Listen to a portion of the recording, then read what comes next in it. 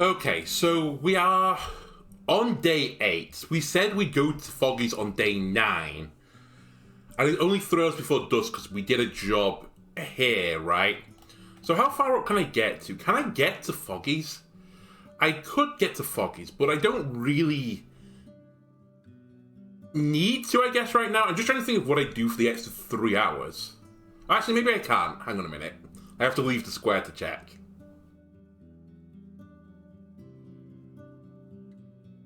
Okay, we can't make it to Foggy's.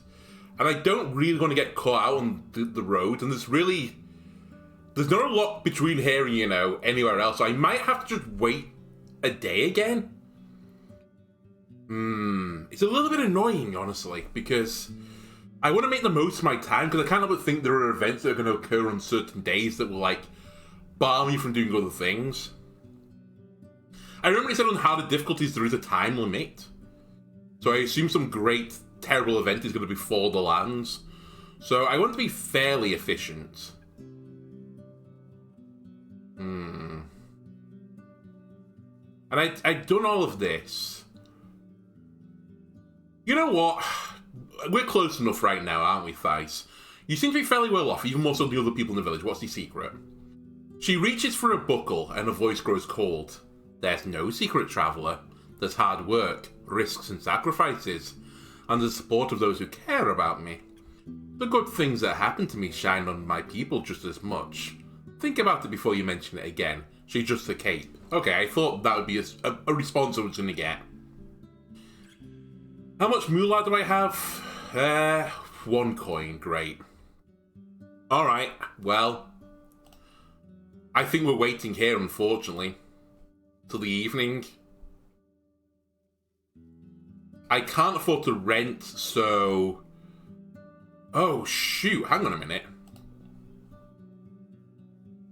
Eat a food ration so I don't just starve to death. I didn't notice my food was on 0 as well.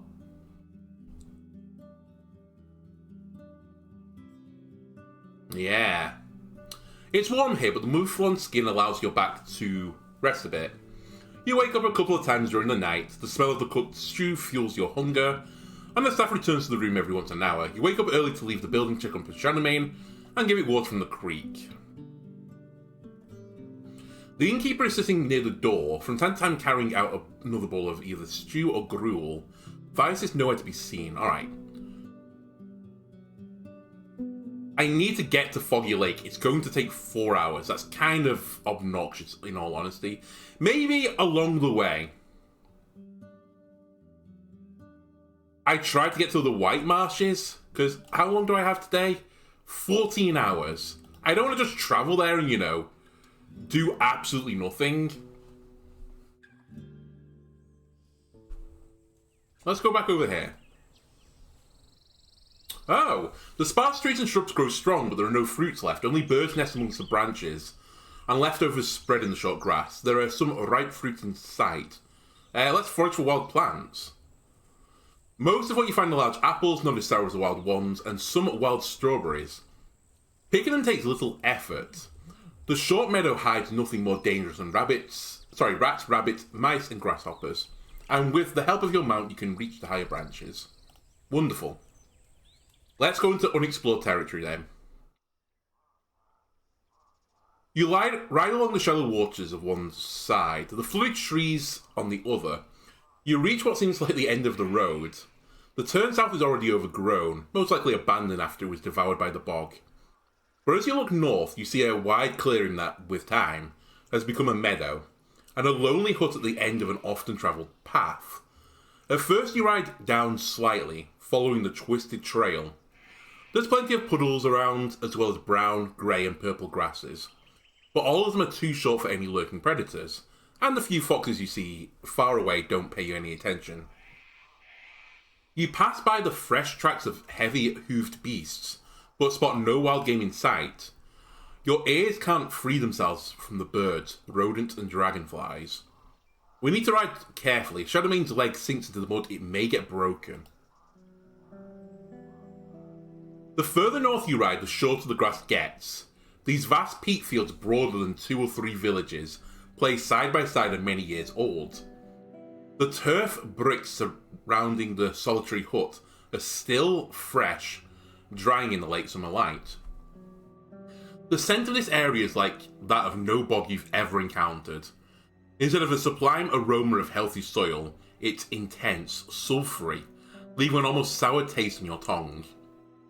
The short scarp is dripping with water, like a running sword of the earth carved with a spade and muscle. The house, made of birch wood, dried turf, and a blanket of soil, is a structure you're not too familiar with, but you imagine its interiors are much smaller than they appear to be. The walls are a few feet thick to keep in the warmth, and such roofs tend to get soggy until they collapse after a decade or so. The only soul in sight is sitting on a bench, stuffing his mouth with fistfuls of green leaves that he takes out of a small basket placed on his knees. I introduce myself and for now stay in the saddle. Still chewing, he mutters something in response, then shakes his hairy head, swallows, and puts his basket away. He stands up and takes a single step forward, approaching the edge of the scarp. His arms are entangled by green creepers, longer than he is tall. They rub against the ground after each step, and judging by the way they occasionally twitch, they're very much alive, even though you can't see where they originate from. Andalono, the Roadwarden, he repeats, this time clearly. He moves his sealed lips left and right, as if he's tasting your name. Still not sure if he should swallow it or spit it out. Your face is familiar, but not this. He points at your mount, staring at it for a good minute. His voice is quiet and young, not older than 30. If you were standing next to each other, he would be almost a head shorter than you, but for now he towers over you. He has sunken cheeks and sloped shoulders, and while his grey woolen robe was never pretty, it's now close to being a rag, and his sandals reveal long toenails. He's an undead, isn't he?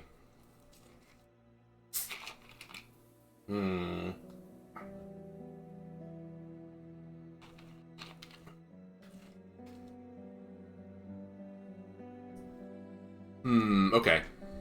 I observe more closely. His eyes are brown and dark as the grasses of this very bog. His left earring is made of a tusk and a feather, while the right one is an hourglass made of silver, though a broken wing makes it all times tilted under its own weight. The leather strips on his wrists and ankles hold beads, pieces of amber, old game dice, and tiny skulls of birds and critters. Even more cords are hanging from his neck, some of them so long they reach his stomach. They carry countless amulets, some of them torn, dried, shabby, or fragmented, and you spot among some small boxes made of wood and bone, as well as leather pouches which hide even more secrets. Where the hell am I? I'm at the peat fields. Okay, I've missed White Marshes again. Brilliant. Were you here before? Mayhap I dreamt you in my sleep. His voice and look are absent. If so, I'm Thyrusus, the Turf Warden. Alright.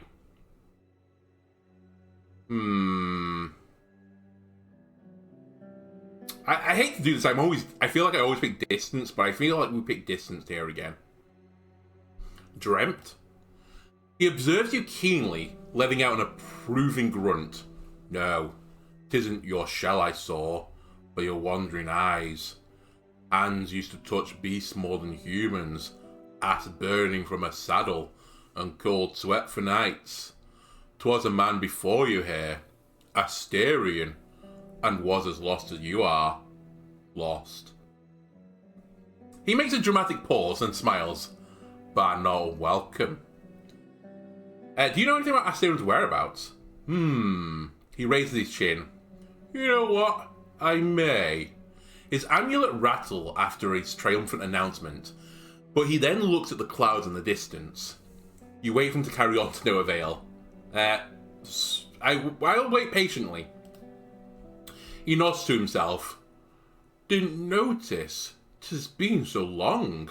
Fall's almost here. Where is he then? Well, not at my place, 'tis for sure. To prove his point, he raises one of his creepers and opens the door, though from where you're sitting you see mostly the cold fireplace and the darkness behind it. But you do have an idea where I can look for him. Yep, at a monster's lair most likely. You meet his eyes. I'll be friendly. Are you alright? He huffs and looks away, straightened up. Mayhap these questions bore me to sleep. Thought for that. I've 2 things to do. Before you explain that you simply got worried, he waves it off. Asturian asked me to help with various creatures. Was heading for a journey, he said. Needed boggy balms to scare animals away. Here's some weird ones. The harpies and sea monsters, but I've no such things. I kind of poisoned the sea. As you think of what to make of it all, he starts to tap his toes, taking a deep breath. There's a huntress living in Pelch North, this inn in the southern road. Dalit. Asturian said she knows wild beasts like no other soul, so he's prepared for them anyway. Oh, Dalit. Is he your client or do you share a goal? He crosses his arms, making the creepers hit his amulets. Never had a witch or a warlock at home. It's wrong for me to speak for others. I'll take on my pyre a lot of shame and doubt, and I need to be trusted. People claim that he and your tribe were planning something big. Do you deny that? He rolls his eyes, shrugging his arms and showing his empty palms. Yet the nervous twitches of the creepers add a little to his innocent demeanour. And I traded a few times, but I didn't bed with him or offer him mint and stew. He said he may have a job for me in the woods, and I told him I don't need his bones anymore. When asked what he did need, Thyrus pursed his lips. I want things to change, 'tis all. I wake up to awoken shells in the fogs and Glaucia's robbers threatening my family. All I want's for this cursed land to be normal. His yawn comes out of nowhere, but you then notice his dropped shoulders and heavy eyelids. And yet, that warden told me he's going to take care of it. Oh, he went to Glaucia's band. Thanks. I found a scrap of land that I think may be cursed, but I'm not sure how to examine it. And you're saying the rest of the north isn't cursed? He lets out a chuckle, but seeing how he still wanted his advice, he raises one of his creepers and looking in the distance, scratches it. I've no cure for that, but ask Eudocia, the witch from the other side of the woods, far east. Perhaps she has a wand or something. Do you live here by yourself? Yep, warlocking, peddling, guarding turf. My tribe dug out what they had this summer. I just kept dragons away from squashing the bricks. Your eyes turn west following the man's raised finger, and you indeed notice a trail of massive 3-fingered footprints, now turned into small puddles. They're as long as your torso with pointy claws. One of appears to be broken its tip. Is this the way to the White Marshes? Both the opposite and quite so. You took the left turn away from the village, but I wouldn't reach it anyway. The path's sealed, and I keep it that way. Oh, you ask him to explain how he raises his hands, waggling his fingers as if he's casting a curse. My green pets keep the troublemakers away, but I can't make an exception for a warden, one willing to prove they bring gifts, not troubles. Alright, what's the toll? He reaches for his basket and places it on the lower edge of the scarp, crouching right behind it. You look inside. Indeed, it is filled with wild leaves, flowers and berries. Give me enough for a day or so, and I'll bend the vines for a day or so. Ah. These wild fruit and leaves are not much, but I can give you a lot of them.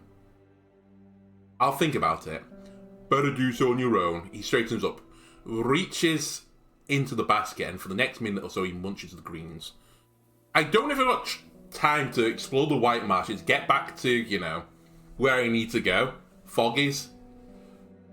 Do you have anything to sell, Warlock? He eagerly smiles and steps away, reaching to the doorknob with his right creeper. Odds and ends. Want to buy a hook? Venturers love those, and I've got it for cheap. He doesn't give you time to respond. On most days I brew and mix stuff of poisons and medicine. If one's desperate enough to cross the bogs for it, I've one that withers plants, and one that kills worms and bugs, and one that keeps flies away for better health. You pause. You're quite sure that you're more than capable of making all the balms and powders you just mentioned on your own. if you had an alchemy table at hand. You mention any huffs loudly, already standing in the threshold. You're not touching my tools, Warden, but I may have found some wound wort or marsh mules for you, and a mushroom in the bogs. A bone hook. 3 connected bones in for a grappling hook. That seems incredibly useful. The wither dust we're going to try and make ourselves. That's fine. Have you any ingredients I could use? Oh, he actually just buys stuff. Oh my god, powdered basalt is 11. I've got both of these things, right? Marsh mules and... Where is my alchemy thing? Yeah, I've got marsh mules and I've got wound wort, unfortunately. But the basalt rock would be really useful.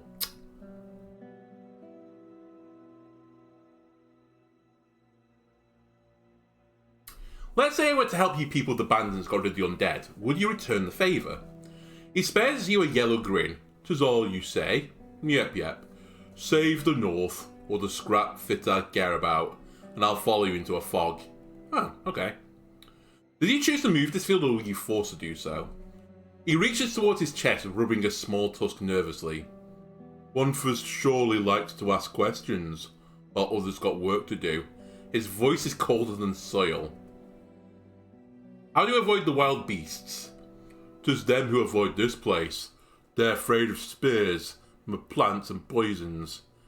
Seeing your frown, he raises his creepers quickly, waving them like a dancer with scarves, yet his arms remain still. They're stronger than muscles, he simply explains. But still, I'm not much for a wanderer. Is the peat worth overseeing? He looks at the nearby bricks and frowns, as if he's seen them for the first time. Sure. Kind of, I think. You ask him to tell you about them, but he admits it's the others who harvest it. I meant to pile it all up onto Rickles. He points at a small dolman-shaped structure, but I'm always so busy, he grins. You ask him what turf is good for, and he starts to tap his toes. You can build with it, you can burn it, add it to soil, and great for smoking meat. We used to dig it slowly and barter stone for timber, but we change our ways. Alright. Sayonara, my friend. So 2 hours to get to Foggy's. How long to get to Gale? 4 hours. Oh, do I just waste the day again?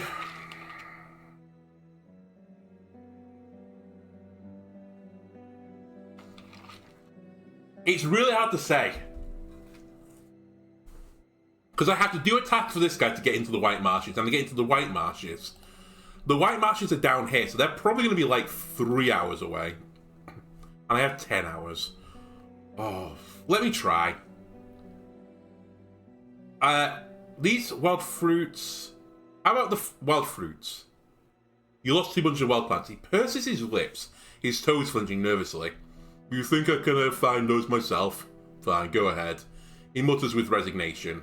And you throw enough fruits and leaves to fill up his basket. He snaps his fingers. Done. Alright, let's try and get there. The leafless plant resembles tree roots rather than creepers, even though they're dark green and sway up and down slightly, in the rhythm of a heartbeat. Shadowing snorts and speeds up, unwilling to linger underneath this nightmarish gate.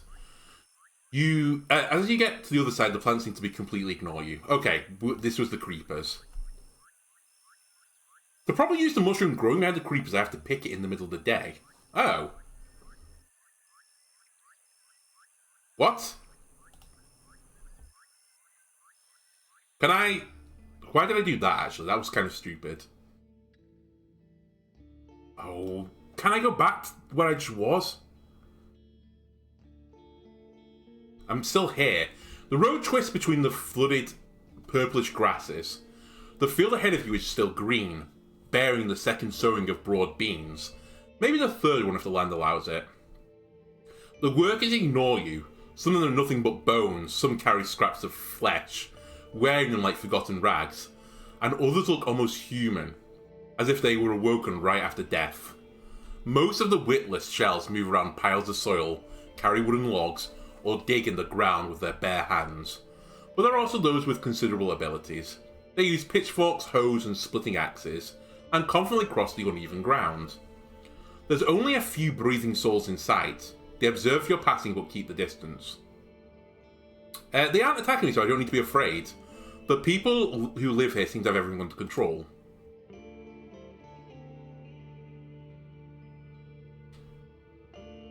Right. So we're at White Marshes. I kind of want to pop back to the Creepers because I was so close to the middle of the day for that mushroom. The guards let you in without questioning. The entrance and the wall in general were recently constructed, though are still not finished. There will soon be yet another gate, allowing for trade and conversations without opening the village to danger. Just like in the fields, the work is divided between the undead, who carry bricks and take care of most thankless tasks, while the locals cut rocks and spread mortar. The difficult past is still carved in the villagers' gaunt faces and crude outfits, and their brief glances show little curiosity. A few of them are sharing a meal right next to the well, and the victuals in their basket consist of green leaves, fruits, eggs, and cuts of roasted meat. The food of foragers. You're told to wait here for the mayor. Don't roam on your own. The guard's voice is harsh, despite the stutter. Alright, I'll tether Shadowmane to the small shed. Just before I get into this anymore, I wonder if that's a cave air mushroom. Oh no, it might be the bog friend! Oh, I have to get the bog friend. But I can't travel right now. Okay, the man shows up soon after with a careless saunter, and he hardly spares you a look, instead staring at your palfrey. Stranger from the forest garden. I kinda guess why you would come here. Who are you, even? His stature would be considered average in most villages, but in comparison to the rest of his tribe, he's portly, muscular, tall, and with a large, square face. It's Minecraft Steve. His hands are resting on the shaft of the poleaxe placed across his shoulders, making him seem even larger. His long, straw-coloured beard is shabby and makes his bald head look shiny. You can't really tell how old he is, though you see no wrinkles. Just like the others, he's wearing a prominent charms, favouring tiny figurines of animals made of bone and wood. Only one of them is hanging from his neck, a silver amulet portraying the head of a moose with large antlers. While valuable, it looks older than the other critters and quite crude in form. I introduce myself. He sizes you up, and I'm Helvius. Who let you in? Was it Thyrusus? He's as much of a gatekeeper as a fly is a warden to a piece of shit. He gives you a telling frown. I'm going to hint at a threat here. This guy, he thinks I'm weak. I'm not. I smile. What's your tone? Your eyes meet. His cheek moves as if it's chewing something, then stops. The man looks away. Well, you're in the White Marshes now. Yet you've got no wagons or wares, and I have no need of you. You can get back to the roads. The turf houses are old, covered with lush grasses and flowers, and you can't imagine any larger family sitting inside such small, one-chambered huts. The alleys are so narrow that only one cart could squeeze through them at once. Your boots are sunk into the mud, the square is covered with deep boot prints. The noise of hammers shouting, wood splitting and the shuffling of undead legs pierces through the constant buzzing of insects. Shadowmane snorts, hunting down flies with his tail. I notice there's only one elder in sight and he's observing me. He's standing on top of the wooden platform by the building that's unlike any other in the village. His eyes are keen. The left one is dark, the right one is grey. Bright. His head and face are shaved, and his simple undyed robe is even in the worse shape than his outfit of the tribesfolk. Once Helvius realises what you're looking at, he lowers his weapon and clears his throat, like a boy caught red-handed. The elder walks away holding a walking stick with one hand and touching a wall with the other. Aurentius, says the mayor. The priest of our fellowship and the one who saved our people. He raises his hand, pointing at the dead shells bustling around the construction site.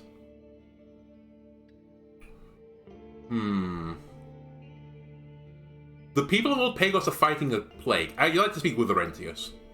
As he straightens up, the moose head on his chest bounces enthusiastically.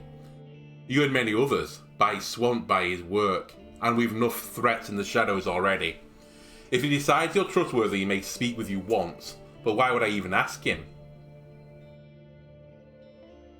I must convince him that he's undead or to burn on the pyre. I want to meet him. He sounds like an unusual soul. I want to hear the right's will. I need his guidance. Then seek fortune tellers and scholars, he scoffs. We've our own struggles to solve before we start letting in outsiders. Alright, are you our old pagans fighting a plague? Fuck! He looks at the dark clouds and sighs. Who? Kids? Elders? While you speak, the nearby villagers stop their work, and even the undead are told to freeze in place, offering your ears a bit of relief. You answer a lot of questions, making the muddy square even more grim. You hear someone weeping and a young woman announcing, "It's not fair, even for them." The mayor nods in agreement, keeping the axe on his shoulders. I'll tell Laurentus. Follow from now on. We'll gather all wood chips and twigs in the shed. He raises his voice, looking into his tribe's eyes. We may have enough for them before winter. I'm seeking a few missing hunters from the creek, so they're here. His voice remains the same, but squeezes the long haft on his axe. Dahlia, right? Was him many days ago, with questions on howlers and cats. Some dumb bet, she told me, was heading back north. Ah, okay. Is Asterion around? Huh? Why would he be? You pay attention to his confident stance and strong voice, with its usual hint of disdain and spot no sign of a lie. He's hardly been here. I have no need of wardens. You say you know nothing about Asterion, but the people claim you had strong ties with your tribe. Elvis begins swinging his axe left and right, the heel of the haft now resting in the mud. Trying to recall the past, he makes a puzzled frown. Know what? I was told he met with old Warlock often. Who knows why? Ask him if you must. Alright, we've already talked to him, that's fine. We can't speak to Orentius yet. Do you want to trade? Okay, we need what we have, but I'll take a look at what you're bringing if you seek bones. He glances at an undead. Alright, go ahead. You pull out some items, but he waves them off with his axe. We're not adventuring or travelling. Bring me something we could use around here. Alright. What about the White Marshes? I'd like to learn about them. Don't bother. Bother us and yourself. The tribe's been taming the bogs for 5 generations by the fields. He moves towards the gate as if he's had no opportunity to see them before. From a few seasons ago, thanks to Orentius, we used to live on berries and meat, selling peat and timber, but soon we'll need no outsiders. After all these years of feeding our blood to Saurians, leeches and merchants, better days are coming. We made them come, and we deserve them. He fondly wipes his blade with his thumb, then clears his throat, if the right allows.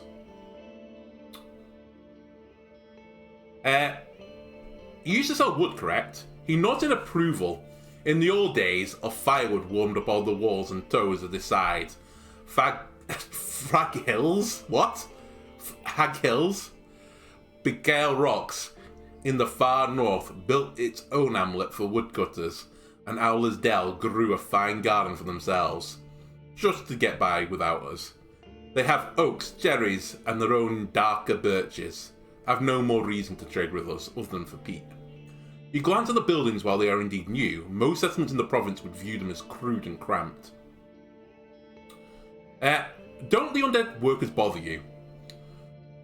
I used to listen to stories about them as a kid. He nods for you to follow him, but Orentius taught me they're no different than boars and fire. He dashes forward and swings his poleaxe, bashing a skeleton's shoulder. The arm sinks into the mud, while its owner, a bit awkwardly now, keeps trying to climb up a ladder. Elvius bursts into laughter, and the locals look away without a word. See? He continues, leading you back to the wall. All you need control. Look there. He points at a dead shell with the remains of flesh on its chest and head. There's a white and brown sparrow sitting on its shoulder, preening its feathers. Even the beasts know they've got nothing to worry about. The Awoken are now like they were yesterday. Like they were in spring, like they were a year ago. Leave worrying about them to the idiots and the Unites.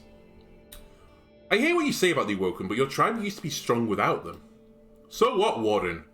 What was 10 years ago isn't, and what isn't. Doesn't matter. We needed to trade, yet the others pushed us away. We won't let them choose for us ever again. So you want to separate from the other settlements. The tribes with little iron and bone struggle more and more. We're getting ready to welcome plunderers the way they deserve. That's all. Our palisade wasn't enough, all this. He waves at the wall and his voice is full of pride. Was built not even 2 years. Can you believe? The glance at a yellowish skeleton and carries 2 rocks, each too large for any human to lift on their own. Okay, see you later. I don't want to rent a room for the night. Do I want to observe the undead workers?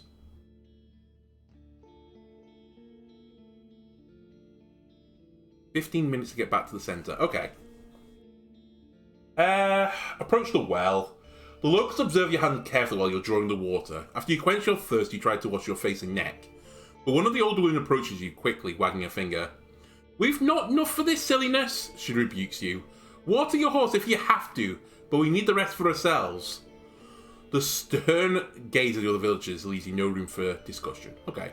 Observe the undead workers. Not being allowed to leave the main square, you observe the shells walking through the gate or helping the builders at the wall. The skeleton's not at all complete. Some of them lack a rib, a foot, or a jaw. Many of the bones are cracked or broken, and seem to be connected to each other with nothing at all, as if the pneuma that keeps them moving knows which parts should stay firm and which ones should twist and bend. Those that kept some of the skin and the guts don't smell, rot or bleed, and make you think of dried meat, as if those scraps of flesh serve no purpose, and seeing how many of the labourers already have great holes in their stomachs or limbs with the revealed bones, it could be that they're just in the middle of a process of becoming like their naked counterparts. The undead loyally fulfill their tasks. So far you've counted 5 people able to give them orders. Some do so by speaking out loud, while one woman simply looks at a shell, no matter how far it is. The workers, while witless, maintain some sort of carefulness in their actions. They stop when someone gets in their way and use tools, if they know how, avoiding pointless harm to their shells. There may be more than 50 creatures spread across and around the village, but you can't know how many you haven't seen yet. Many of the fresher undead are elders. Amongst the skeletons you spot some that used to belong to children, but none to infants. Maybe such young shells are too difficult to sight even for the locals.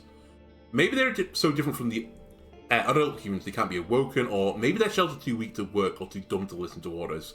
I think it's the third one. A group of children is sitting in a circle, being taught by a teenager how to carve in bone. They're skinny and one of them is sobbing. Alright, take me back to the creepers. As you ride past the fields, one of the local farmers enters the road, gesturing for you to stop. He's holding a rusty sickle and carries a basket on his back, filled with various weeds and a sharp club. His patched, worn tunic is neglected, but fitting for a farmer. The lean years left in his face, skinny and his teeth crooked, but his sad eyes hold heart-warming kindness. "Hi there, Warden." He has a thick, local accent. "I've been wondering just now. There's a small matter, you see. Do you know how to read? I used to be a scholar." "Fantastic!" He gives you a radiant smile. "Give me a few moments." Without waiting for your response, he runs to the village and returns to you with a small sack in his hands. "How about you take a look at it?" He unwraps the package and reveals a large wax tablet made of bone. "'Tis a letter from someone I care about, but I'm not sure what it says. I'll give you a coin once you read it." You take the tablet from his open palm. It's fancy unlike the wooden ones on its back, and find an engraving portrayed a large furry beast. "Made for Troll's hip," the farmer says proudly. You examine the confident, deep signs written in the wax. The letter is short. "Valens," it starts. "I couldn't bear another day in this nightmarish village, but now I don't have to. I've met another soul during my hunting trip south. We'll start a new family. Goodbye." No signature. The man is walking in place, waiting for you to speak.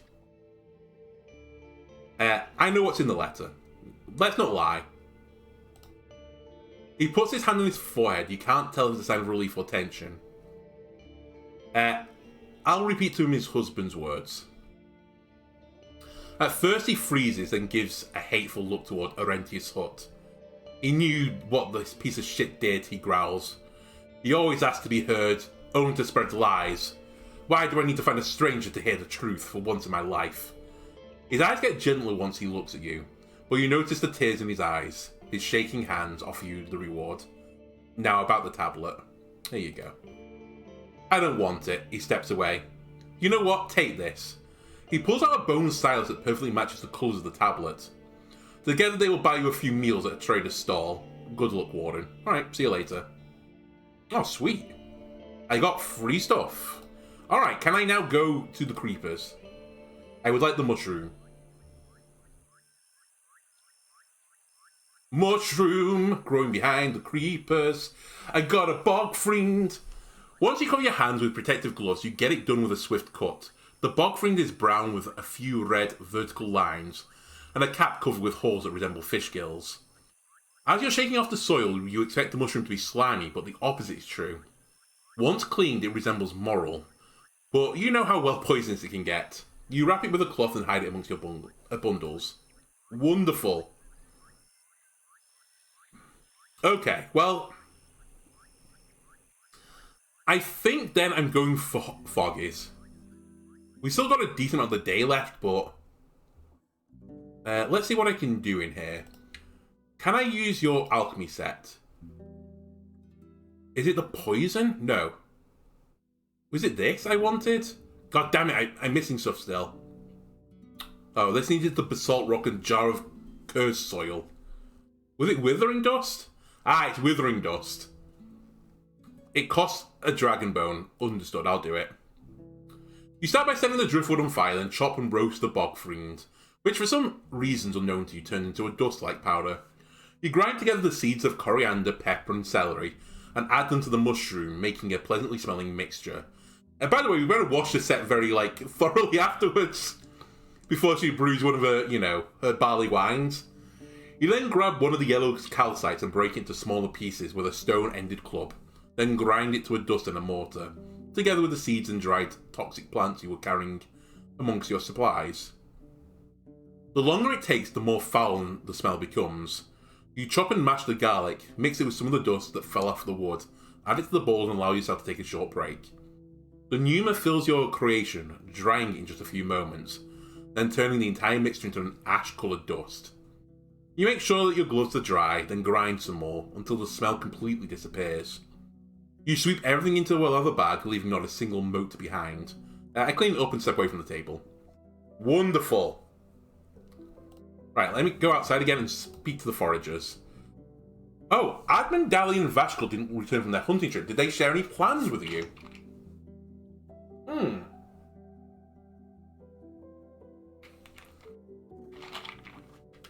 Oh, they need one more day for the hunt, right? Why would they? Growls C, sorry. They don't waste our time. We don't bother with theirs. Ilan's eyes are a bit warmer. Efren already asked us. They ate there on the stairs and left days ago. They didn't want to get in each other's way, so they planned to spread. That's all I know. Seeing your look, he spread his arms in an awkward shrug. They were laughing, eating, all confident and strong. I didn't know they would disappear. You consider his words when the shorter man starts to snap his fingers. Wait. I heard one thing. Something about... Yeah. That they won't go north because of the dark magic in the tunnel. Alright, I'm glad I didn't go in that tunnel any further. Then it's smart of them, concludes Ilan with a humble smile. Better than nothing, I'm sure they're fine. Caius, your boss told me you have visions. He meets your eyes and straightens up, reaching out to you with a dirty hand. I allow him. He rests on your shoulders, light like a bird. Your nose tells you that he hasn't washed for quite a few days. The right hears all the prayers of the people. I mean, of the 10 cities. All the tribes, and the empress and priests, merchants, farmers. We thought things were lost, the glory behind us. Punished by humiliation for our weak hearts. He starts to shake his stump a foot away from your face, but there's hope. His voice gets stronger with every heartbeat, and a wide smile shows up under his beard. The right's test is behind us, and we the sinners have failed it. Now are the days of atonement, and of the new cities, the new tribes, and the cleansed land. We, you know, have to fix ourselves, change what we can, weed out our sins and bring fresh hearts to the holiest soul carrier, and let them guide us anew, with new tablets and prayers, and a new church. The only church, yes. He stepped in place bursting with excitement. All the rivers will flow as one wave, and the new cities, the reborn city will wipe out the barbarians. He spits on the ground. And send them back into their chains. He points his hand south. We will come through the ashes, reborn into a power greater than any fortress, than 1,000 dragons, than all the ships and armies. He sets back, lowering his head. I, the humble servant, was granted this vision. I nod enthusiastically, that's great news, or I nod enthusiastically, that's great news. Why? I nod, I see, or you're insane. You know what? I'm gonna lie. That's great news, lies. He turns away from you and approaches the wall. Take this word and carry it in your heart and on your lips. Be part of the wave that swallows the faithless. Zvi presses a clenched fist to his lips, stopping himself from laughter, while Ilan looks at the prophetic with concern. Don't encourage him, friend. It's not right. Okay. 5 hours before dusk. We might as well ask him more about stuff. Any travellers that have come here? Ilan's voice is like thunder. Nah, you may very well be the last one this season. Sometimes a group of adventurers, who knows why, and southern traders in spring and autumn. Most of our visitors are from the villages, usually creeks and Gale Rocks. They leave goods at our place or just go outside and my ma barters in their name with the others. I mean, rocks, timbers, fur and barreled fish can wait a few days. Can you tell me anything about the peninsula? Svi lets out a sigh. Not much to see here, aye? 3 rocks, ponds. I've never been in Howlers, he starts, but then Ilan chips in. I have a couple of times. It's a nice place, kind folks. Lots of grain. They have but one trader, Akikios. He pays poorly, but at least doesn't waste one's time. Gets straight to the point, see? He thinks for a bit. And they're all so tall, twice as tall as he is. He points at Svi, who frowns and squeaks back at him. Bullshit! You gossip for the next few minutes, but the things they share with you are of little use.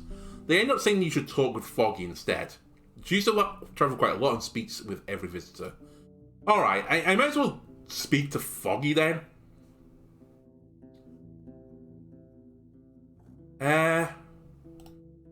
Oh, that's right, I have to talk about certain things.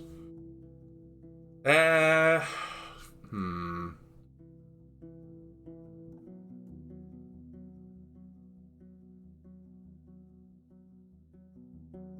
don't think there's anything I need to ask from her right now, actually.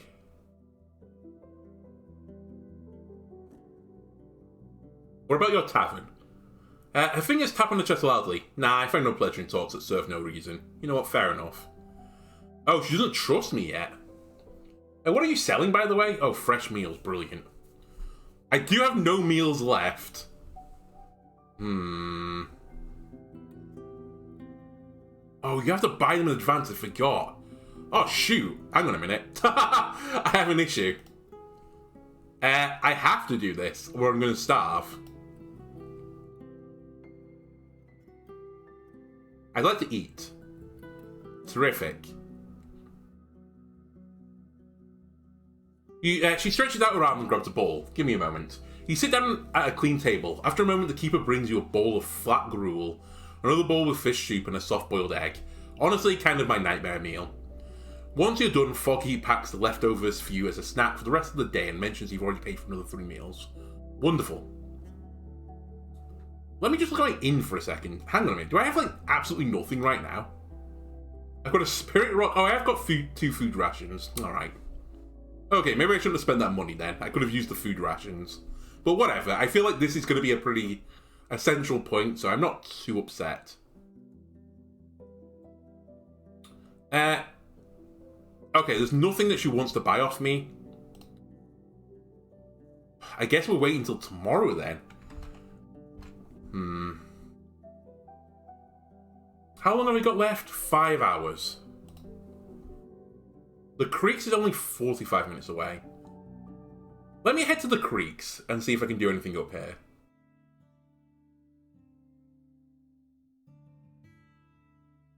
Let's talk to Ephron about the hunters. Does your tribe often send lone hunters? Why not work in groups? This isn't a hunt but a competition. Yeah, we knew about this. I'm pretty certain we asked this before anyway. Alright. So we haven't got enough information for him. I don't know anything about the Eastern Path yet. And... oh, you were telling me a roast chicken. Alright, you have absolutely nothing for me. But you have got a shallow creek. That gives me a little bit more appearance. I'll take it. Can I just jump in again? No. Alright. Fair enough. That makes perfect sense. 45 minutes back again. Alright, it's 3 hours before dusk. Let's just wait. We'll sleep. I'll sleep on the floor. Don't mind me. Oh, I can pay for rent with 2 rations as well. It's not that much better, though. I mean, it gives me a heart back.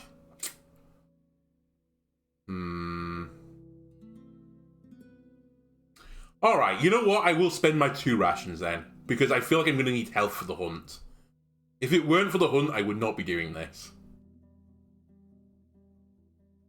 Alright, I go outside. Alright, they're chatting about the weather planning for the next couple of hours. I have everything I need. Let's hunt while it's still early. Okay, I think I'm actually going to do this in the next episode. Sorry this is a bit of a shorter part, but let's split it off and do the hunt as its own thing, because I think this is going to be a pretty major plot point, at least. Anyway, thanks a lot for watching, and I'll hope to see you on the next part. Goodbye.